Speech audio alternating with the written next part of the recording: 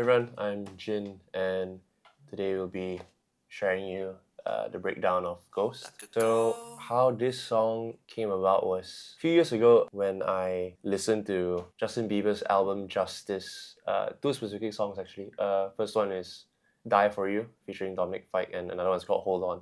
I think those two songs were very influential in terms of I knew I wanted to make a song that sounds like that. I'd say that's my favorite song that I've done so far. I think a lot of people also liken it to of course, Blinding Lights. Yeah. The Weekend. So And I think the whole song as well, I write it in a way where you're somewhat trying to chase someone or like a ghost that there's not much time left. And so the whole song wants to make you feel like you're rushing.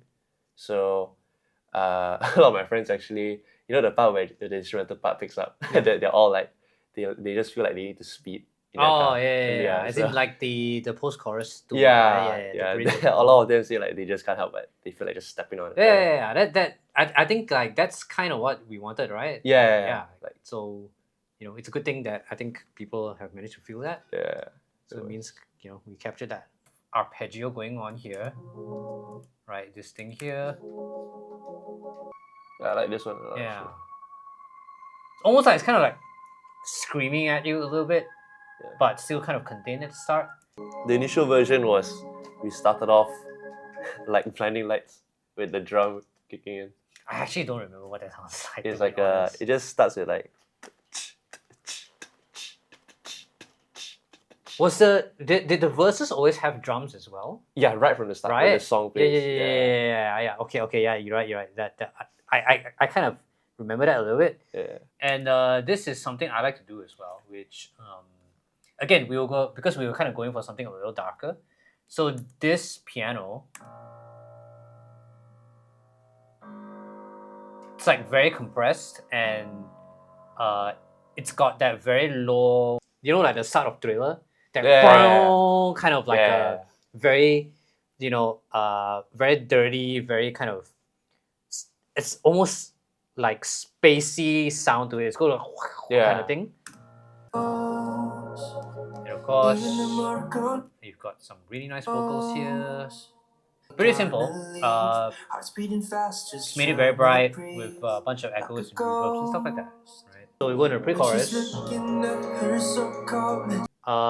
If you look at the vocals, Low key, this was very when I was writing this, I was leaning lyrically wise. I was trying to write like Five Sauce would write Teeth. But melodic wise, I was actually really hooking on to Nick's camera. It's like right. put your face on the good. Yeah, the it's camera. that like Yeah. very very percussive. Yeah. It's like rhythmic almost, right? And I remember when I sung it that way, you're like, don't listen to it. I was like, but she's looking at her so cold. Yeah, I think. So I was like, as if I was ready to throw the words. It was. I felt that at the time it was a bit too. It was thrown out a bit too much. Yeah. Right, especially because when we were still sort of building up into it, right, with the pre-chorus, right, and there's a little bit of a gap here as well. You look right? so fine, her silhouette's on me. So we were like, okay, we gotta fill that up. Very classic, kind of format shifted, pitched up, just like a responding line, and then I wanted the delay to be like. So go miss, like it kind of has that. It gives it a lot of bounce. Is what I felt. Right? This was a last minute addition towards the end. Guitars. Featuring Yishin. Yes. At Yishinable on Instagram. Yes. Lovely dude. I think you weren't too sure about it at first, right? Yeah. But I think it was because of the influence of Hold On, where it was very electric guitar driven. Yeah, that's why I felt like it needed the live version specifically. Yeah. The one on the rooftop. Yes. Right. Yeah. I think having that is really nice. Having guitars, and in the end, I think we managed to make it work because like it wasn't meant to sort of stick out that much. Yeah. And then bass guitar. Also featuring another friend of mine, Nick Jin. Yeah, so it's really nice. I think like for this song that we did get a couple of friends to help us like write and as well as to track the instruments, right? Yeah. Oh yeah, so on the topic of it feeling like a rush, you know, have clock ticks, classic, right? Very kind of. I think it's in the music video as well. Yeah, I when I hear the stance, I'm like, I need to put this at the intro. Yeah. So it's kind of quite nice. I think this one has more of a sinister vibe to it. Yeah. It's like something's approaching you almost. In the kitchen. The Grim Reaper is kind of like coming to you, and your time is like maybe a little dramatic, but like you know. And then a bunch of claps. So this is one element of two that I can remember off the top of my head. So the song's tempo is 170. It's like 1, 2, 3, 4, 1, 2, 3, 4, right? And the phrasing of the claps, right? So it's like da da da da da. Yeah. Da da da da da. That's 3 counts. Yeah. And that gets repeated every 3 counts. So it's like 1, 2, 3, 1, 2, 3, 1, 2, 3, 1, 2, 3, 1, 2, 3. So it's almost going at like a different time signature compared to the song. Chorus.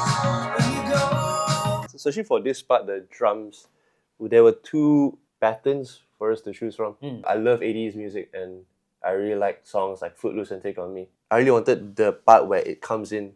I think we were deciding even for whether do we want that first snare to come in before the kick comes in. So yeah, from 2, 3, 4. Yeah.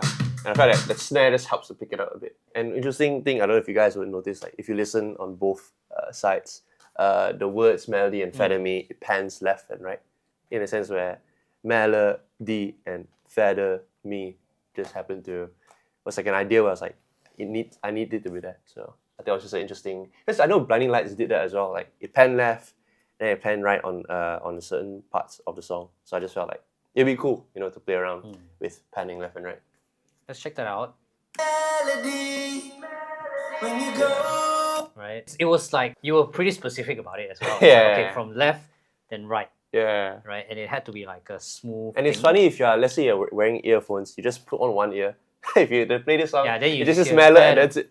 Yeah, and you're like, it's something happened to the song. What that would sound like actually is like. Melody, when you go. Yeah, there you go. Which is kind of funny, I guess. Yeah. We went through the drums a lot of times. A few times, yeah. Actually, the song was ready to be mastered, and then I played it to 2 of my drummer friends, and then they just felt like there's something odd about the pattern, which was the ta ta.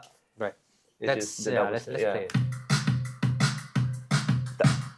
Yeah, so it's an unnatural thing for a drummer to play that apparently, but I think I still liked how it sounded at the end of the day. So we went through like, I think 2 rounds of another mixing, and then we were like, you know what, let's just revert back to the original one, because I just liked how the essence of how this already sounds. Yeah, it was almost like a skip, right? It's like a tap to that you've got a groove going on. Yeah. And you almost have to kind of like reorient yourself a little bit. Yeah, which I think it leans to the whole theme of this song. It's like, let's say you meet someone at this place and you're like trying to be careful with your steps. Yeah. Yeah, trying to get to know that person. You're like, oh. You gotta like, you know, oh wait, I can't just go full on yet. Yeah. You gotta like, you know, hey, I gotta, oh, whoa, let me hang back a little bit, right? Pretty cool imagery. I like that. It sounds a bit more. It's like the evil, like the big boss just came in. The one now? The big boss level. Yeah, maybe, yeah. So this is a very like 80s type of like, the Weeknd style of like bass here.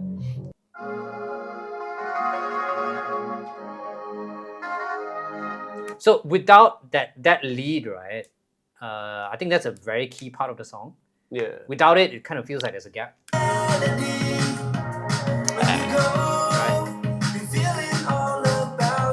So this was admittedly very much like the Kid Laroi and Justin Bieber Stay type of thing. We wanted a like synth line.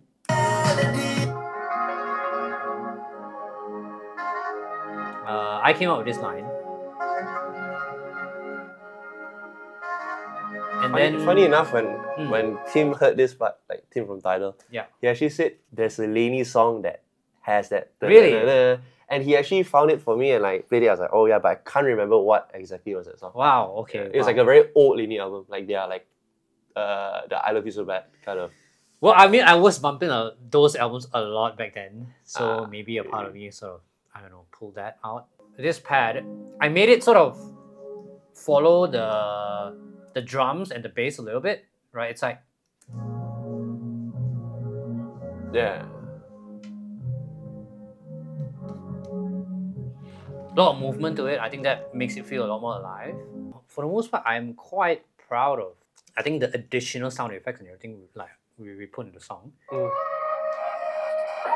Right. Yeah, that's a really nice feel. I think like it's just a bit hard to hear, unfortunately. You mean that? That Yeah. right. It's a very Yeah. right. It's a very glitchy type of like a little feel there. You're leaving the line on me.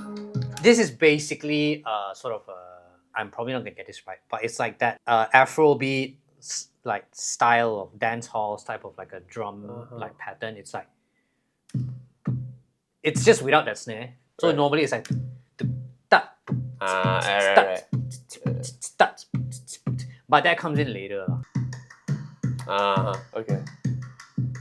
Like we throw in an 808 here. Yeah. With the drums. So on the topic of like polyrhythm / polymeter just now, this is the other thing. The piano here.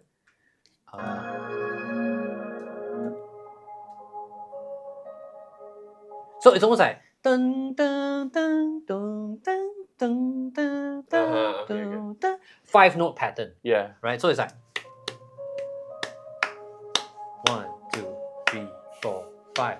1, 2, 3, 4, 5. So the drum pattern changed as well for chorus 2 compared to the first chorus, right? First chorus was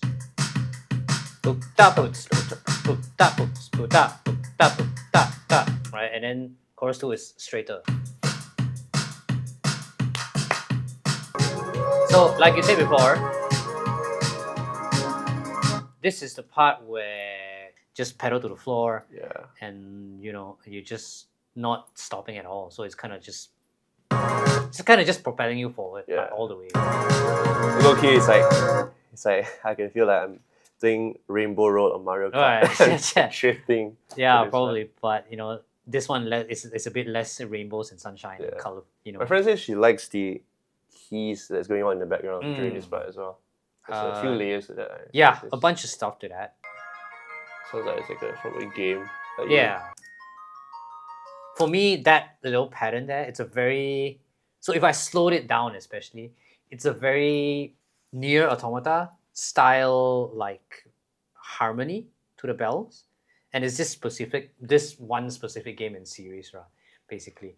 It's very depressing, but like, you know... it sounds like it belongs from that world. Yeah. It's a very video game thing, right? It's one of those games where like I was in an existential crisis after finishing it for like a whole month. It's very depressing.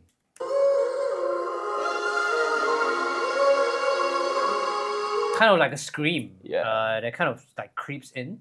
Actually, I think I didn't even want to bring this song out actually. It was just like one of the songs in the vault. And then I just remember I just feel like writing finished this song. I was just on acoustic guitar. And then I thought of, okay, you know what? Let me just put this as a ghost track. And surprisingly enough, as the production was going on more and more, then I was like, actually, this song has a potential to be a single. So that's why I'm like, okay, no, I think I want to finish this track. Yeah, but I think just in general, like, there's a song by Lainey called Because You Have To.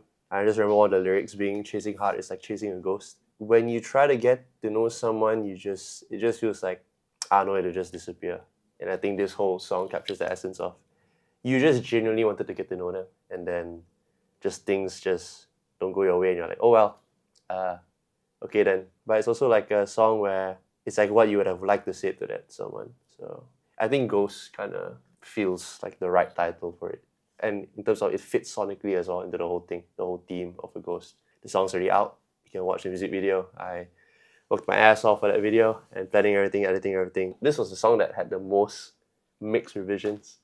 I think so. Yeah, like there's up to 10, I think. I think so. I love this song. I think I'm very proud of this song. And just very thankful of how you brought this song to life. Yeah, that's it for Ghost, and we'll see you guys on the next one. Peace.